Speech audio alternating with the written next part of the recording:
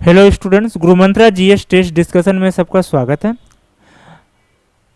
हम लोग इससे पहले हिस्ट्री का टेस्ट डिस्कशन कर रहे थे जिसमें कि 25 क्वेश्चन हम लोग डिस्कशन कर चुके हैं। अब हम लोग इससे आगे का 26 नंबर से क्वेश्चन डिस्कशन करेंगे।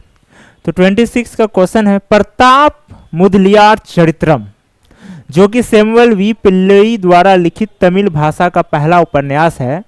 इसका प्रकाशन कब हुआ था? 1879, 1881, 1812, 1818। ठीक है, प्रताप मुदलियार चरित्रम, इसका लेखक कौन है ये नोट कर लीजिए। सैमुअल वी पिल्लई, साउथ के राइटर है, नाम से ही पता चल रहा है। और बुक भी जो है तमिल भाषा है, यहाँ पे ये स्पष्ट है। अब ये कब प्रकाशन हुआ था? तो इसका सही जवाब होगा ए नंबर 1879। अब आगे चलते हैं।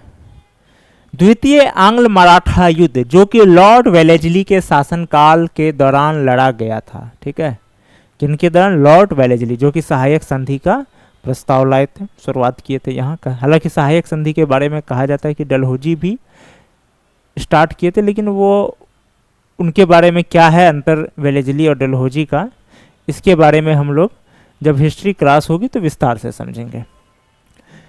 ये कब लड़ा गया था? 1808 से 1810, 1803 से 1805, 1808 से 1815, 1810 से 1812। इसका सही जवाब होगा 1803 से 1805। अगला सवाल, इनमें से कौन सा कथन असत्य है?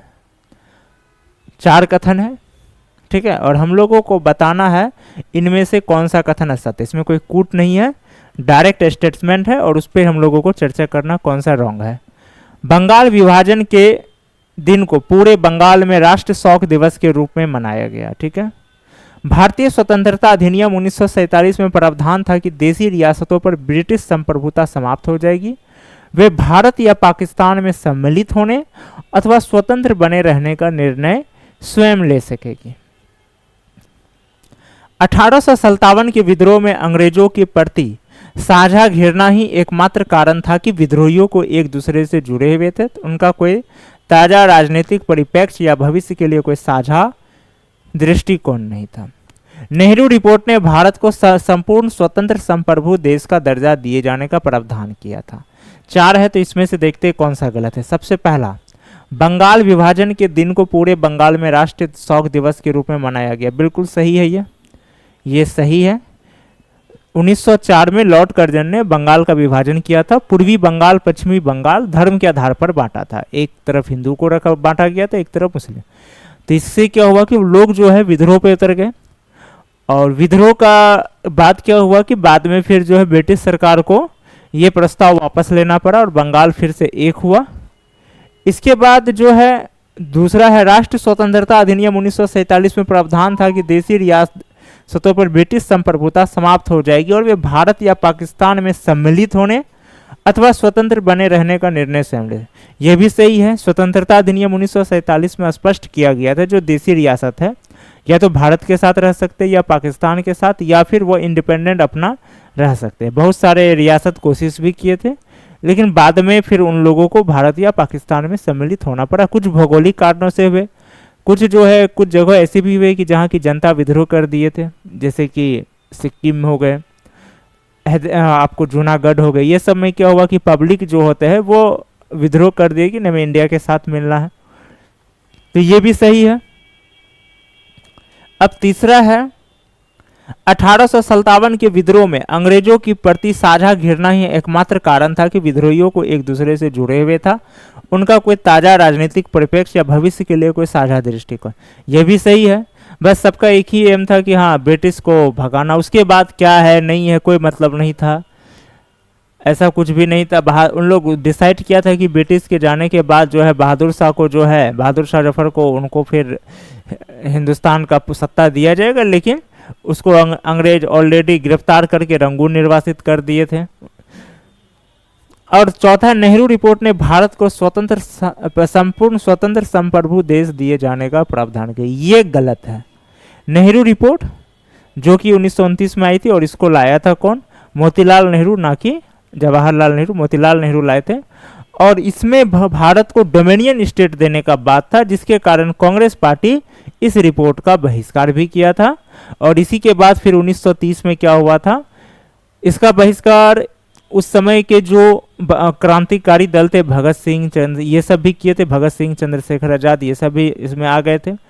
और जब कांग्रेस पार्टी ने देखा कि नहीं, जो क्रांतिकारी दल है ये टोटल इंडिपेंडेंस की बात कर रही, तो वो भी आ गए इसमें कि नहीं टोटल इंडिपेंडेंस। और इसी का बात है कि जो लाहौर अधिवेशन हुआ था तो उसमें पूर्ण रूप से टोटल इंडिपेंडेंस का नेहरू जी ने प्रस्ताव पारित किया कि नहीं, वहाँ हम लोगों को पूर्ण स्वराज चाहिए, ना कि डोमिनियन स्टेट। इसलिए नेहरू रिपोर्ट जो है वो फेल हो गई थी।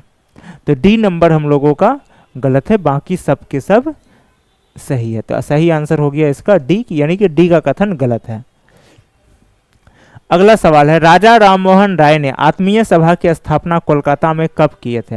1815, 1817, 1819, 1821। ठीक है, 4 ऑप्शन है, 1815, 17, 19 और 21। इसका सही जवाब होगा 1815। राजा राममोहन राय, जिसको कि आधुनिक भारत के पिता भी कहा जाता है। अब अगला सवाल है, इनमें से किनके साथ अब्दुल कलाम आजाद ने भारतीय राष्ट्र कांग्रेस की तरफ से कैबिनेट मिशन के साथ वार्ता की है? कैबिनेट मिशन के साथ वार्ता की। कैबिनेट मिशन जो कि एक्चुअली संविधान सभा को लेकर के बनाया गया था। तो सवाल है कि अब्दुल कलाम आजाद जो कि कांग्रेस पार्टी के नेता थे, भारत के स्वतंत्र भारत के पहले शिक्षा मंत्री भी थे, ये किनके साथ जो है कैबिनेट मिशन के साथ वार्ता की भारतीय राष्ट्र कांग्रेस की तरफ से? विकल्प है जवाहरलाल नेहरू, सरदार वल्लभ भाई पटेल, महात्मा गांधी। ठीक है, तो इसमें हम लोग देखते हैं इसका जो सही जवाब होगा कूट है। तो इसका कूट में पहला में है केवल एक, यानी जवाहरलाल नेहरू। ठीक है, दूसरा में है सरदार वल्लभ भाई पटेल, मतलब दूसरा में केवल एक और दो, यानी कि जवाहरलाल नेहरू और सरदार वल्लभ भाई पटेल। तीसरा में केवल 3, यानी महात्मा गांधी। चौथा में है केवल 2 और 3, यानी सरदार वल्लभ भाई पटेल, महात्मा गांधी। इसका सही जवाब क्या है? अब्दुल कलाम आजाद किसके साथ गए थे? जवाहरलाल नेहरू और सरदार वल्लभ भाई पटेल, यानी कि केवल 1 और 2। बी नंबर इसका सही जवाब होगा। अब आगे चलते हैं। साइमन आयोग, जिनमें एक भी भारतीय सदस्य शामिल नहीं थे, इन्हें 1927 ईस्वी में भारत में शासन व्यवस्था में सुधार सुलझाने के लिए भेजा गया था। इनमें से किस किस ने इसका बहिष्कार किया था? साइमन का असल में 1919 में जब जो है भारत शासन अधिनियम 1919 बना था, मॉन्टेग्यू चेम्सफोर्ड सुधार जिसको कहते हैं, तो उस सुधार का जो वो लाया गया था उसका विश्लेषण करने के लिए कमीशन बनाया गया। वह 10 वर्ष के लिए बना। तो अब है कि उसको आगे बढ़ाया जाए या नहीं बढ़ाया जाए, इसके लिए कमीशन बनाया गया। अब उस कमीशन में एक भी भारतीय सदस्य नहीं थे, उसमें एक भी भारतीय सदस्य नहीं थे। इसको लेकर के भारतीय नेता उसका बहिष्कार करने लगे। उसी के बहिष्कार के दौरान लाला लाजपत राय को पुलिस का लाठी पड़ने से जो है मौत हुई। उसी का बदला लेने के लिए क्रांतिकारी दल जो है स्टुअर्ट को हत्या किए, जिसके इल्जाम में भगत सिंह, राजगुरु और सुखदेव को फांसी पर चढ़ाया गया। ठीक है ना। तो सवाल है, साइमन आयोग जिनमें एक भी भारतीय सदस्य नहीं थे, ठीक है, इसका किस किसने बहिष्कार किया? विकल्प है कांग्रेस, मुस्लिम लीग, लाला लाजपत राय और भगत सिंह। इनमें से सही, तो समझ गए होंगे इसका सही जवाब होगा इनमें से सही। यंग बंगाल आंदोलन जो कि एक परिचर्चा सोसाइटी थी, यानी कि जहां की डिबेट किया जाए, आपस में भी डिस्कस किया जाए, जिसने स्वतंत्र विचार एवं स्वतंत्र अभिव्यक्ति के लिए मंच प्रदान किया, इसकी स्थापना किसने किया था? Henry Vivian Derozio, sir Edward Hyde, Annie Besant, Subhash Chandra Bose. ठीक है, इसका 4 ऑप्शन है। इसका सही जवाब क्या होगा? इसका सही जवाब होगा ए नंबर, हेनरी विवियन डेरिजियो। ठीक है, इसके अलावा जो है इन्होंने क्या क्या बनाए डेरिजियो ने? इन्होंने एंग्लो इंडो हिंदी एसोसिएशन भी बनाए, हिंदू एसोसिएशन, बंगहित सभा, डिबेटिंग क्लब, ये सब इन्होंने जो है बनाए थे। अगला सवाल, इनमें से कौन सा कथन असत्य है? फिर वही है, 4 कथन है, 4 स्टेटमेंट है। इसमें हम लोगों को बताना है कौन सा रॉन्ग है, कौन सा सही है।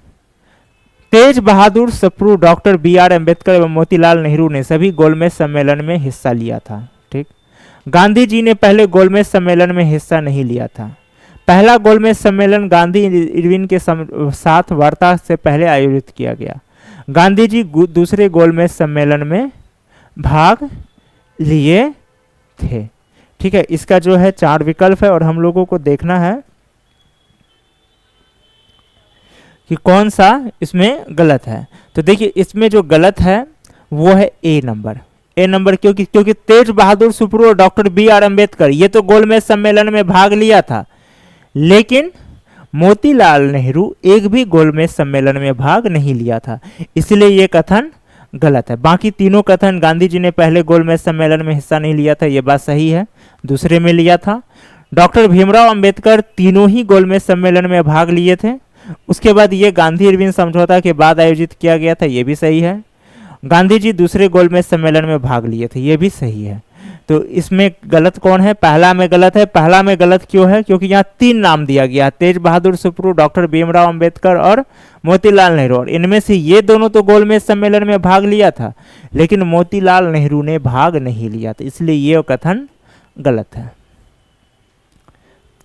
महात्मा गांधी ने रॉलेट एक्ट के विरोध में जलियांवाला बाग नरसंहार से पहले एक बड़े और शक्तिशाली हड़ताल का आह्वान किया था। ये कब किया था? किसने? महात्मा गांधी ने। रॉलेट एक्ट के ही विरोध में जो है जलियांवाला बाग हुआ था, और ये नरसंहार से एक बड़े और शक्तिशाली हड़ताल का आह्वान किया था। ये कब किया था? विकल्प है इसका 6 अप्रैल 1919, 9 अप्रैल 1919, 13 अप्रैल 1919, 11 अप्रैल 1919। डेट जो ईस्वी है कॉमन है। अब हम लोगों को इसमें क्या देखना है? हम लोगों को इसमें देखना है डेट। तो ये डेट था 6 अप्रैल 1919 और 13 अप्रैल 1919 जो कि बैसाखी के दिन थे, उस दिन नरसंहार किया गया था जनरल डायर के द्वारा। अब अगला सवाल है, आर्य समाज की स्थापना स्वामी दयानंद सरस्वती द्वारा 1875 ईस्वी में किए गए थे। ठीक है, तो इसमें समझे, आर्य समाज की स्थापना किसने किया? स्वामी दयानंद सरस्वती ने। कब किया? 1875 ईस्वी में। स्वामी दयानंद सरस्वती का ही एक बुक है, नाम है जिनका सत्यार्थ प्रकाश। इसमें क्या किए? इसमें धर्म के नाम पर जो अंधविश्वास कर सकते हैं या जो भी अवैज्ञानिकता फैली हुई है, उन पर इन्होंने, इस बुक में इन्होंने जो है इनका चर्चा किया है। और इस बुक का अच्छी बात यह है कि इसमें इन्होंने सभी धर्मों को सम्मिलित किया। ऐसा नहीं किसी सिर्फ एक धर्म को टारगेट करके, नहीं, सिर्फ सभी धर्मों को इसमें सम्मिलित करते हुए जो धर्म के नाम पर जो अवैज्ञानिकता फैलाई जाती है उस पर इन्होंने चर्चा किया है। तो यह है कि स्वामी दयानंद सरस्वती ने आर्य समाज की स्थापना कहाँ पर किए थे? विकल्प है बॉम्बे, पुणे, कोलकाता, मद्रास। जो बॉम्बे है वही अभी के समय में कह सकते हैं ये मुंबई है, तो इसका सही जवाब होगा ए नंबर बॉम्बे। और Swami Dayanand Saraswati. For full videos, just go to our website application, gurumantra.online for offline centers. Verma Center, 6th floor, Boring Road, Patna 01. College Chowk, near Purnia University, Purnia, 854,301. Contact us, 913-590-4639.